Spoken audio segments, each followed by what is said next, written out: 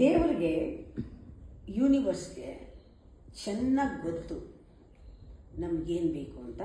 ಎಲ್ಲ ಇದೆ ಅವನ ಹತ್ರ, ಆದರೆ ಅವನು ಕೊಡಲ್ಲ. ಯಾಕೆ ಕೊಡಲ್ಲ ಅಂದರೆ, ನೀನು ಮೊದಲು ನೀನಾಗು, ಆಮೇಲೆ ನಿನಗೆ ಕೊಡ್ತೀನಿ. ನಿನಗೆ ನೀನಾಗಕ್ಕೆ ಏನು ಬೇಕೋ ಅದನ್ನು ಕೊಡ್ತಾ ಹೋಗ್ತೀನಿ.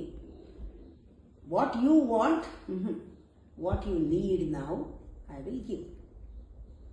ಪಕ್ಕಾ ಪೇರೆಂಟ್, 100% ಪೇರೆಂಟಿಂಗ್ ಇದು. ನೀನು ಮೊದಲು ನೀನಾಗು, ಅದಕ್ಕೆ ಏನೇನು ಬೇಕೋ ಎಲ್ಲ ಕೊಡ್ತೀನಿ. ನೀಡಿದೆ ಅದು. ನೀನಾದ್ಮೇಲೆ ನಿಂಗೆ ಏನೇನು ಬೇಕೋ ಎಲ್ಲ ಬರುತ್ತೆ. ನೀನಾದ್ಮೇಲೆ ಸಂಪಾದಿಸ್ಕೊಳ್ಬೋದು. ಈಗ ಆ ಯೋಗ್ಯತೆನ ನಾನು ಕೊಡ್ತೀನಿ ಅಂತ ಹೇಳ್ತಾನೆ. ಇದಕ್ಕೆ ಲಾ ಆಫ್ ರೆಸೊನೆನ್ಸ್ ಅಂತಾರೆ. ಇದು ಒಂದು ರೀತಿ ರೆಸೊನೆನ್ಸ್, ಅದು ವಾಪಸ್ ಬರುತ್ತೆ. ಇದು ನಮಗೆ ದೊಡ್ಡದು ಕೇಳೋದು ಕಲಿಬೇಕು ನಾವು. ದೊಡ್ಡ ಪ್ರಶ್ನೆಗಳಿಗೆ ನಮ್ಮ ಗುರಿ ಕಡೆ ಕರ್ಕೊಂಡು ಹೋಗುತ್ತೆ ಉತ್ತರಗಳು.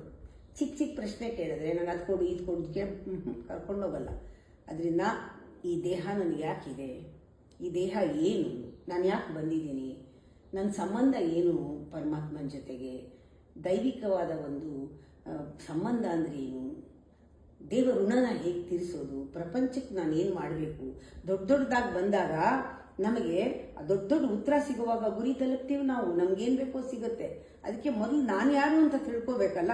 ತಿಳ್ಕೊಳ್ಳೋವರೆಗೂ ಪರಮಾತ್ಮ ಅದಕ್ಕೆ ಏನು ಬೇಕೋ ಅದನ್ನು ಕೊಡ್ತಾನೇ ಇರ್ತಾನೆ. ನಾವು ಅದನ್ನು ಕಲಿತಾನೆ ಹೋಗಬೇಕು, ಇಸ್ಕೊಳ್ತಾನೆ ಹೋಗಬೇಕು. ಅದು ನೀಡಿರುತ್ತೆ. ಆಮೇಲೆ ನಮ್ಗೇನು ಬೇಕೋ ಅದು ಸಿಗೋ ಹಾಗೆ ಮಾಡೋದು ಅವನೇನೆ.